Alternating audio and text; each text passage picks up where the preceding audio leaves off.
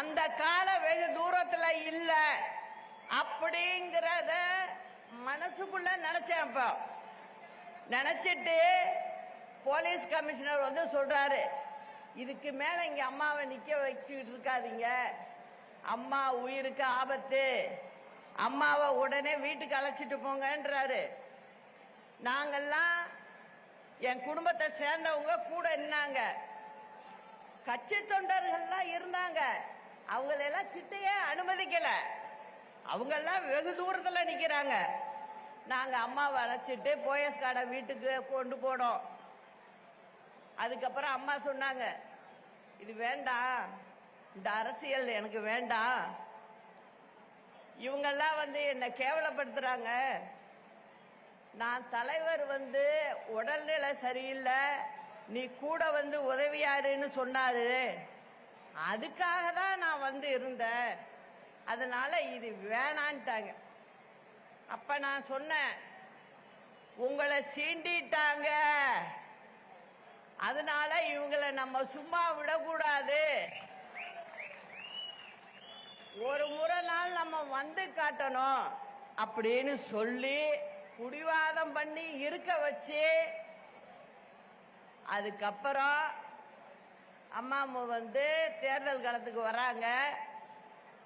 அப்ப நம்ம கட்சி இப்ப இருக்கிற மாதிரி தான் ரெண்டா பிரியுது, பிரிஞ்சு சேவல் புறா தனித்தனியா நின்னோம். சேவல் 27 தொகுதியில வெற்றி பெற்று முதல் பெண் எதிர்கட்சி தலைவரா அம்மா ஆகுறாங்க தமிழ்நாட்டில். அதன் பிறகுதான் திரும்ப தேர்தல் வருது, எதிர்கொள்றோம், வெற்றி பெற்று 91ல முதல்வர் ஆகுறாங்க. அது மாதிரி அம்மா கிட்டத்தட்ட 15 வருஷம் தமிழ்நாட்டு மக்களுக்காக முதல்வர் ஆகி எண்ணற்ற திட்டங்களை எல்லாம் செஞ்சிருக்காங்க. அதுல கூட இருந்து எல்லா நல்லது கட்டையும் பார்த்தாலும் நான், அதனால இப்ப நான் என்ன சொல்ல வர்றேன் அப்படின்னா, அதே போல ஒரு நிகழ்வு தான் இப்ப நடந்துகிட்டு இருக்கு கட்சியில. அப்போ அம்மாவுக்கு உடம்பு சரியில்லாம போகுது. 2016 தேர்தல் முடிஞ்சு 72 நாள் ஆஸ்பத்திரியில் இருக்கோம். நான் வீட்டுக்கெல்லாம் அழைச்சிட்டு வர்றதுக்கு நல்ல நாள் பார்த்து வச்சிருக்கோம். திடீர்னு யாருமே எதிர்பார்க்காத ஹார்ட் அட்டாக் மாதிரி வந்துருச்சு. அதுலதான் அம்மாவுக்கு இப்படி ஆறுது. ஆனா வெளியில என்னென்ன கதை கட்டி விட்டாங்க நம்ம எதிரியெல்லாம், இந்த அம்மா தான் கொண்டுட்டு அப்படின்னாங்க. இதெல்லாம் வந்து யாராவது நம்புவாங்களா? நீ வந்து அரசியலுக்காக நீங்க செஞ்சீங்கன்னா அது எப்படி உண்மையாகும்? அது எல்லாத்தையும் நம்ம பார்த்தோம். திரும்ப என்ன ஆகுது, அம்மா மறைஞ்சதும் அன்னைக்கு ராத்திரி நம்ம மந்திரிகள்லாம் வராங்க. வந்து என்ன சொல்றாங்க, சின்னம்மா நீங்க முதல்வர் ஆகிங்க, அப்படிதான் எல்லாரும் வந்து சொன்னது, எல்லா எம்எல்ஏக்களும் வந்து சொன்னது. இது எல்லாமே அந்த தனியார் ஆஸ்பத்திரியில நடக்குது. நான் என்ன தெரியுமா சொல்றேன், நான் வந்து ஒரு அரசியல்வாதிகிட்ட பழகினா மாதிரி நான் பழகவே இல்லை. என்னோட சொந்த உடன் பிறந்த அக்காவா நினைச்சிட்டேன். அதனால நான் என்ன சொல்றேன், அக்கா இருந்து இப்படி இருக்கு, இப்ப நான் போய் முதலமைச்சரா நான் பதவி வைக்க முடியாது. அவங்களுக்கு செய்ய வேண்டிய காரியத்தை அவங்க முறைப்படி நான் வீட்டில் செய்ய வேண்டியது இருக்கு. அதனால வேணாம், முன்ன இருந்த மாதிரியே பன்னீர்செல்வம் இருக்கட்டும், மற்ற அமைச்சர்கள்லாம் அப்படியே இருக்கட்டும். இடையில வந்து செங்கோட்டையனை எடுத்திருந்தாங்க, அதனால அதை மட்டும் சொன்னேன். செங்கோட்டையனை நம்ம சேர்த்துக்கணும் அப்படின்லாம் சொல்லிட்டு இருந்தேன். இப்போ இருக்கிறவங்க முதல்ல பதவி ஏற்றுருங்கன்னு சொல்லி நைட்டே போய் ராத்திரியே போய் பதவி ஏற்கிறாங்க. இதான் நடந்துச்சு. ஒரு வாரம் 10 நாள் ஆச்சு. பன்னீர்செல்வத்து மேல ஒன்றும் குறை இல்லை. அவரு ஒழுங்காதான் அவரு போயிட்டு இருந்தாரு. ஆனா சுத்த இப்ப இருக்கிற கும்பல் இருக்குல்ல அங்க, அதெல்லாம் என்ன பண்ணுது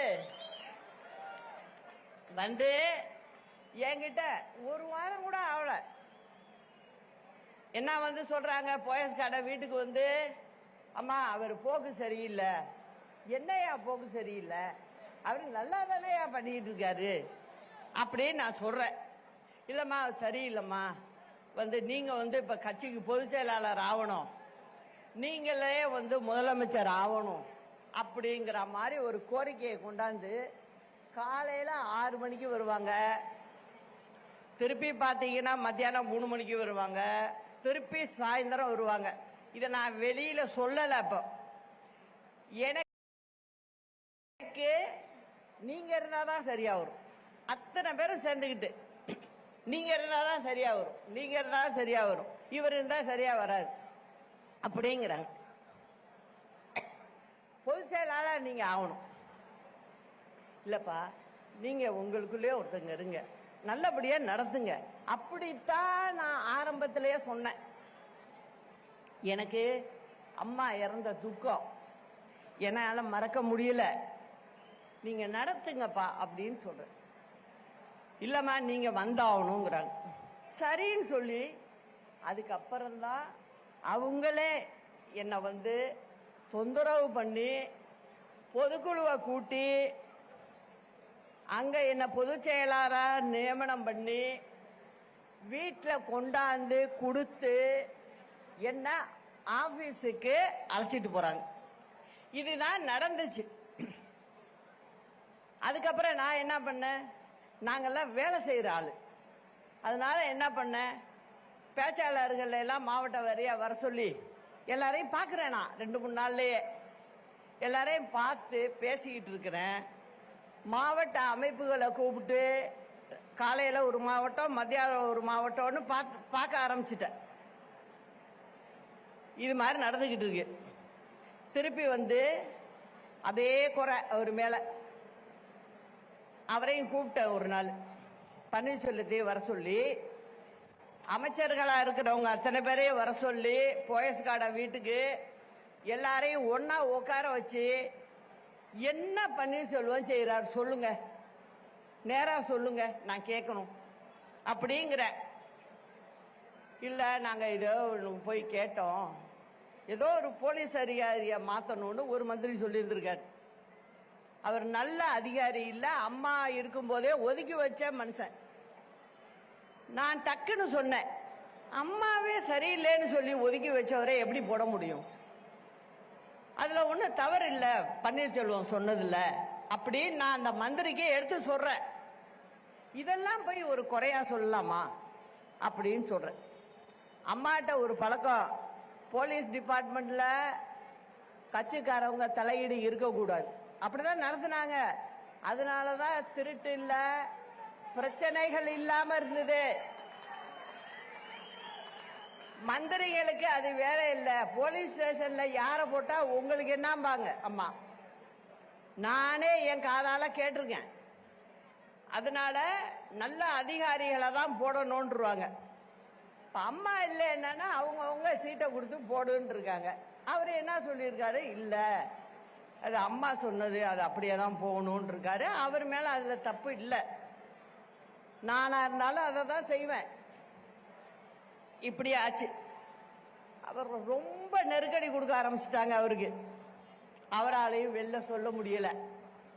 அதுக்கப்புறம் பார்த்தேன், இதை எப்படியோ விட்டுட்டு போனா பிரச்சனை பெருசாகும் அப்படின்னு சொல்லி, அதுக்கு பிறகுதான் நான் ஆகுறேங்கிற முடிவுக்கு வந்தேன். இல்லைன்னா நான் வந்திருக்க மாட்டேன். பொதுச் செயலரா இருந்து நான் கச்சா பார்த்துக்கிட்டு இருந்திருப்பேன். ஆனா இந்த பிரச்சனை உள்ளுக்குள்ள புகஞ்சதுனால இதை தடுக்கிறதுக்கு ஒரு வழி இதுதான் அப்படின்னு முடிவு பண்ணி தான் நான் வந்து ஒத்துக்கிட்டேன். அதுக்குள்ள பன்னீர்செல்வத்துக்கு என்ன ஆச்சோ தெரியல.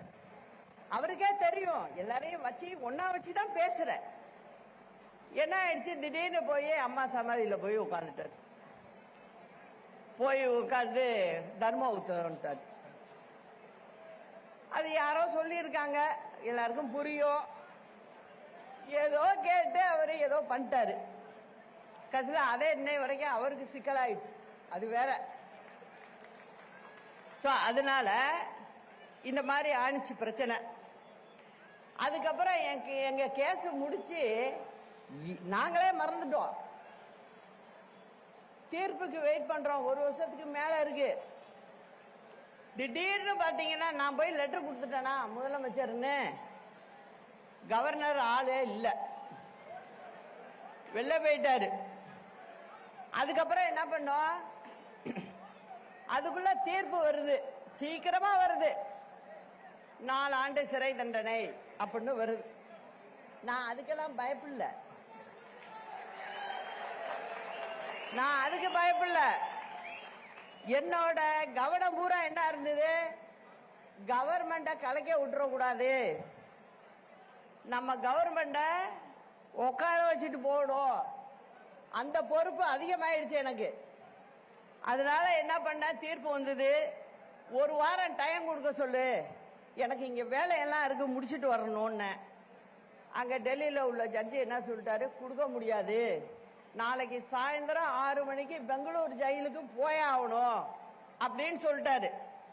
உடனே என்ன பண்ற, உடனே எம்எல்ஏக்களை கூட்டி உட்கார வச்சு நான் பேச வேண்டியதெல்லாம் சொல்லி, இப்ப இருக்கிறார் இல்லையா, இவரை முதலமைச்சரா தேர்ந்தெடுத்தோம். நான் பேரை சொல்ல கூட விரும்பல, எனக்கு வரமாட்டேங்குது.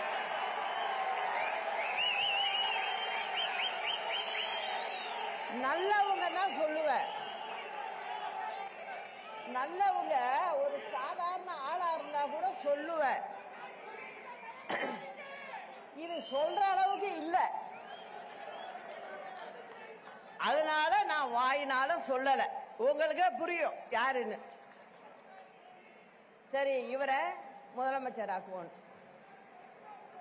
சொல்லிட்டு அந்த தீர்ப்பு காதல கேட்டு 5 நிமிஷத்துக்குள்ள நான் இந்த வேலையை பண்ணேன். அவர் உடனே என்ன சொல்றாரு, அம்மா கவர்னர்கிட்ட லெட்டர் கொடுக்குறப்ப நீங்களே எல்லார்ட்டையும் கையெழுத்து வாங்கி நீங்களே இருந்து கொடுங்கம்மா அப்படிங்கிறாரு. அதனால உட்காந்து அம்மா போட்டோ வச்சு சத்தியம் பண்ண சொல்லி எல்லார்கிட்டையும் கடிதத்தை வாங்கி அதுக்கப்புறம் கொடுத்து நான் கையெழுத்து போட்டு கவர்னருக்கு அனுப்பிச்சு விட்டு மறுநாள் காலைல 11 மணிக்கு பெங்களூருக்கு போனேன். இதுதான் நடந்தது.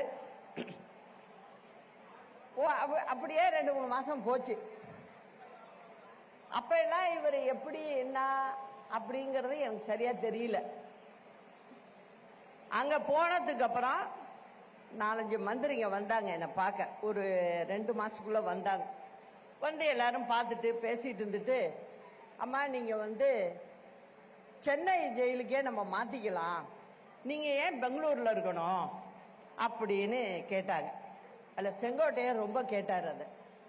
அம்மா இங்க மாத்திக்குவோம், நம்ம செக்ரட்டரி ஹோம் செக்ரட்டரி லெட்டர் கொடுத்து பெங்களூர் ஹோம் செக்ரட்டரிக்கு கொடுத்தா போறோம், நம்மளுக்கு இங்க டிரான்ஸ்பர் கொடுத்துருவாங்க, அதனால நீங்க நம்ம ஊர் ஜெயிலுக்கு வந்துடலாம். நான் ஏதோ தெய்வாதீனமா எனக்கு கடவுளே சொன்னிச்சு போல இருக்கு, இல்லைன்னா நான் இன்னைக்கு பேசிக்கிட்டு இருப்பேனாங்கிறதே கஷ்டம்.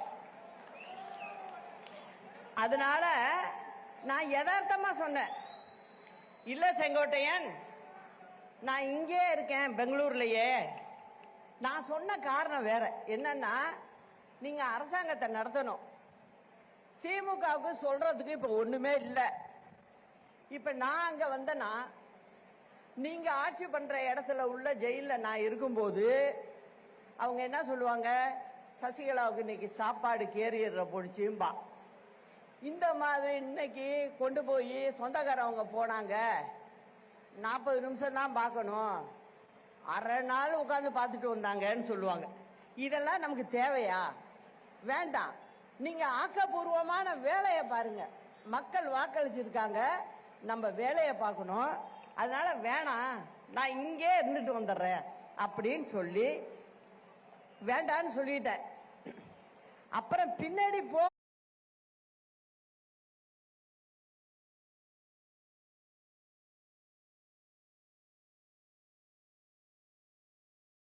தான் தெரிஞ்சிச்சு எனக்கு, நம்ம வேண்டான்னு சொன்னதுதான் நல்லது அப்படின்னு நினைக்கிற அளவுக்கு வச்சுட்டாரு. அது போகட்டும். அதுக்கப்புறம் என்ன ஆகுது, கொஞ்ச நாள் பார்த்தீங்கன்னா திடீர்னு ஒரு பொதுக்குழுவே அதுக்கு தானே இருக்கு, நீக்கிறதுக்கு. அதனால என்னன்னா உடனே ஒரு பொதுக்குழுவை கூட்டி என்ன நீக்கிறாங்க. நான் ஒரு முதலமைச்சரா உட்கார வச்சுட்டு போயிருக்கேன். அப்ப எப்படியாப்பட்ட ஆளா இருக்கணும்?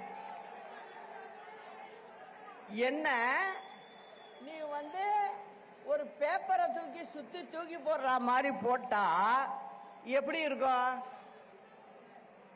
நான் எப்போதுமே கோபத்தை காட்டுறதே இல்லை. அதே தலைவரோட பழக்கம். அது நான் தலைவர்கிட்ட ஒரு 3-4 வருஷம் பேசிட்டு இருந்திருக்கேன். அப்ப சொல்லுவாரு, அவர் சொல்றது ரொம்ப பதிஞ்சு போச்சு அப்போ எனக்கு. அதனால நம்ம எடுத்தோம் கவுத்தோன்னு இருக்கக்கூடாது, அதனால இதை விட்டு தான் பார்க்கணும் அப்படின்னு சொல்லிட்டு சரி நம்ம பார்த்துக்குவோம் அப்படின்னு சொல்லிட்டு விட்டுட்டேன். ஆனா அதுக்கப்புறம் என்ன ஆச்சு, உள்ளர பார்த்தீங்கன்னா நான் வெளியில சொல்லலை இது வரைக்கும். என் வீட்டில் உள்ளவங்களுக்கு யாருக்கும் தெரியாது. இன்னைக்கு தான் எனக்கு நடந்தத இந்த பக்கம் உள்ள உங்கள்கிட்ட எல்லார்ட்டையும் சொல்லணும், தமிழ்நாட்டு மக்களுக்கு இது தெரியணும் அப்படிங்கிற முடிவுல தான் இன்னைக்கு தான் நான் வாயை திறந்து இதை சொல்றேன். இதுவரைக்கும் யாருக்குமே தெரியாது என்ன நடந்தது. அங்க உள்ளார பாத்தீங்கன்னா டெய்லியே எனக்கு பிரச்சனை. இவர் இங்க இருந்துகிட்டு அங்க உள்ளவங்களோட பேசிக்கிட்டு ஆபீசருங்களை எல்லாம் கையில போட்டுக்கிட்டு நான் உக்காந்தா தப்பு, அங்க நின்னா தப்பு, இப்படிதான் அந்த ஜெயிலையும் நான் இருந்துட்டு வந்திருக்கேன். அதுக்கப்புறம் என்ன ஆகுது, இடையில என்னுடைய கணவருக்கு உடம்பு சரியில்லை, பார்க்கணும்னு கேட்கிறாரு. அதனால பரவல் கொடுங்க, விடுப்பு கொடுங்க அப்படின்னு சொல்றாங்க. அப்ப அந்த ஆபீசருக்கு நம்ம வக்கீல் போய் லெட்டர் கொடுக்கிறாரு. சாதாரணமா எல்லாருக்கும் கொடுக்கறது 15 நாள் கொடுப்பாங்களாம். அதே போல எனக்கும் 15 நாள் கொடுத்தாங்க. அந்த 15 நாள் கொடுத்துட்டு அந்த அம்மாவை ரெடி ஆகி வர சொல்லுங்க, நீங்க அழைச்சிட்டு போங்க அப்படின்னாங்க. நான் எஸ்பி ஆபீஸ்ல உட்கார்ந்துருக்கேன். அப்ப எஸ்பி கேக்குறாரு, மெட்ராஸ்ல இருந்து பதில் வரல எங்களுக்கு. எனக்கு அந்தூர் ஜெயில் தான் பரவல் கொடுக்கணும், அவங்க 15 நாள் கொடுத்துட்டாங்க. ஆனா இங்க இருந்து பதில் வர மாட்டேங்குது. நம்ம உட்கார வச்சுட்டு போன அரசாங்கத்துல இருந்து பதில் வரல. என்ன வருது, கமிஷனர் பேசுறாரு. நான் நேரா உட்கார்ந்துருக்கேன், அந்த எஸ்பி ஆபீஸ்லயே உட்கார்ந்துருக்கேன். அவர் போன்ல ஸ்பீக்கர் போனை ஆன் பண்றாரு, எனக்கு காதுல உழுவணும்னு. ஏன்னா அந்த மனுஷனுக்கு தர்ம சங்கடம் ஆகுது. அவரே என்ன நீங்களும் கேளுங்க என்ன சொல்றாங்கன்னு. அங்க கமிஷனர் மெட்ராஸ்ல இருந்து என்ன சொல்றாரு, சார் 15 நாளுக்கு எல்லாம் கொடுக்க முடியாது, நாங்க இங்க போலீஸ் இது பர்மிஷன் கொடுக்கணும், 15 நாள் கொடுக்க முடியாது, 5 நாள் தான் கொடுக்க முடியும்.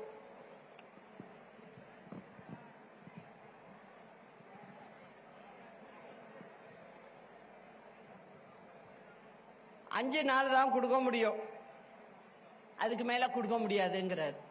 அந்த இவர் கேட்கிறாரு ஜெயில் சூப்பரண்ட், சார் ஜெயில கொடுக்கறது நாங்க கொடுக்கறோம் 15 நாள், நீங்க எப்படி அதை வேண்டான்னு சொல்ல முடியும், நீங்க போலீஸ் பர்மிஷன் மட்டும் கொடுங்க.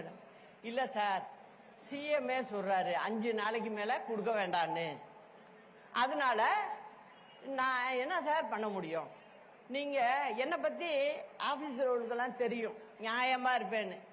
நீங்க சின்னம்மாட்டே ஒரு வார்த்தை சொல்லுங்க சார், அவங்க ஒத்துக்குவாங்க சாருங்கிறார். நான் எதுக்கு உட்காந்துருக்கேன்? சரி பரவாயில்லைங்க, அதிகாரி என்ன பண்ண முடியும்? மேல உள்ளவங்க சொல்றப்ப அதிகாரி ஒன்றும் பண்ண முடியாது. பரவாயில்ல, 5 நாள் பரவாயில்ல, நான் பார்த்துட்டு வந்துடுறேன் அப்படின்னு. அப்புறம் 5 நாள் கொடுக்குறாங்க. அடுத்தது நம்ம எங்க தங்குறோன்னு கொடுக்கணும். நான் யதார்த்தமா போயஸ்கான வீட்டில இருந்தா ஜெயிலுக்கு போனேன், அதனால நான் அந்த அட்ரஸே கொடுக்குறேன்.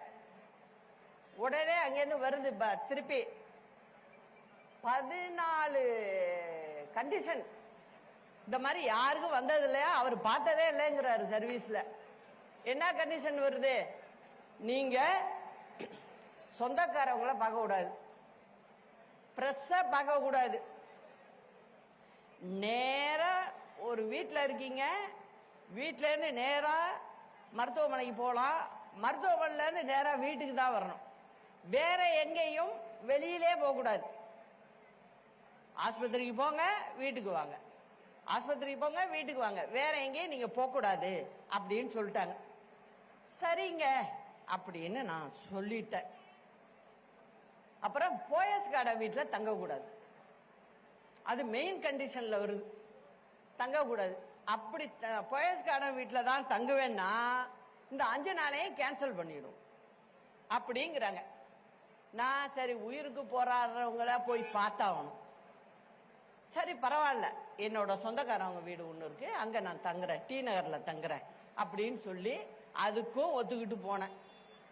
அதுக்கப்புறம் அவர் மறைஞ்சதுக்கு பிறகு தகவல் வருது, அதுக்கும் 15 நாள் கொடுக்க முடியாது, 10 நாள் தான் அப்படிங்கிறாங்க. பொதுவா எங்க பக்கம் எல்லாம் 15ஆம் நாள் தான் காரியம் எல்லாம் பண்ணுவாங்க. ஆனா வேற வழி இல்லை, ஏன்னா எனக்கு கொடுக்கல. அதனால 10ஆவது நாள் பண்ணிட்டு நான் அன்னைக்கே புறப்பட்டு பெங்களூருக்கு போனேன்.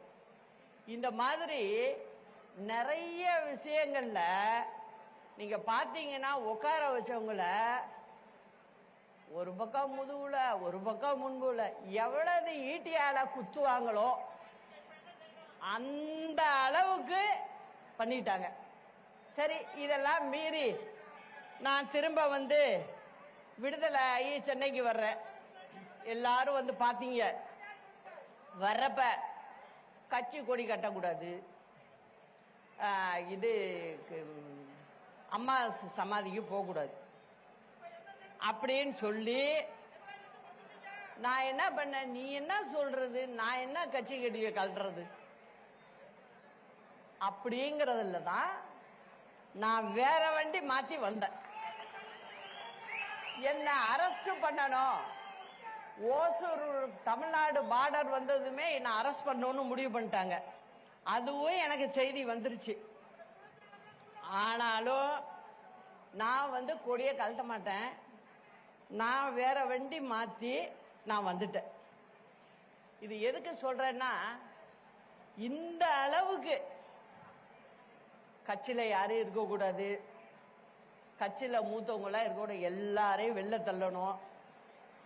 இதெல்லாம் என்ன போக்கு? இதனால என்ன ஆகுது? கட்சியே வந்து சரிஞ்சு கீழே போயிட்டு இருக்கு. அதுதான் உண்மை. இந்த உண்மைய எவ்வளவு நாளைக்கு மறைக்க முடியும்? மறைக்க முடியாது. அதனால தலைவரும் சரி அம்மாவும் சரி எப்படி இந்த கட்சியை பார்த்துக்கிட்டாங்க? தலைவர் சொல்லுவாரு, கொள்கையா கட்சியாங்கிறப்ப ஒரு கட்டத்துல அண்ணா சொன்னாராம், அதை சொல்லி ஒரு கடிதமே போட்டிருக்காரு. என்ன சொல்றாரு? கொள்கை தான் முதல்ல, கட்சி 2வது தான் அப்படின்ட்டாரு. அதனால இவர் செய்யறது எந்த விதத்திலையும் நியாயம் கிடையாது. முதல்ல ஊர் ஜனங்க எப்படி மதிப்பாங்க? முதல்ல இவரை எப்படி மதிப்பாங்க? எப்படி நல்ல மனுஷன்னு சொல்லுவாங்க? அப்புறம் நான் யோசிக்க ஆரம்பிச்சிட்டேன், இது வந்து சரியா வராது. இவரை பொறுத்த வரைக்கும் தான் இருக்கணும், கட்சி என்ன ஆனாலும் பரவாயில்ல, கட்சி தொண்டரை பத்தி தூளியும் நினைக்கல, கீழே கிளைக்கழகத்திலேருந்து ஆரம்பித்து மேல்மட்டம் வரைக்கும் யாரையும் இவர் திருப்திப்படுத்தலை, இவர் தன் போக்கையும் மாற்றிக்கலை. அப்படிங்கும்போது நானும் 9 ஆண்டு காலம் 9 ஆண்டு காலம் இது எல்லாத்தையும் மனசுக்குள்ள வச்சுக்கிட்டு, இல்லை ஒரு கட்சி இது, நம்ம தனிப்பட்ட முறையில் ஒருத்தங்க மேலே கோபங்கிறதுனால நம்ம அப்படிலாம் நடந்துக்க கூடாது, எப்படியாவது கட்சை ஒன்று இணைக்கணும் அப்படிங்கிற நிலையில தான் நான் என்னோட இந்த 9 ஆண்டு காலமும் போயிருக்கு. நான் நினச்சிருந்தா அப்பயே எதுவும் பண்ணியிருக்க முடியும். நான் அந்த மாதிரி செய்யலை. காரணம் என்னன்னா, தலைவரையும் அம்மாவும் நினச்சி இது இப்படி மாதிரி செய்யக்கூடாது. சரி, 21 தேர்தல் வருது. 21 தேர்தலில் சொல்கிறாரு, இப்போ உடனே எதுவும் பண்ண முடியாத நேரம்,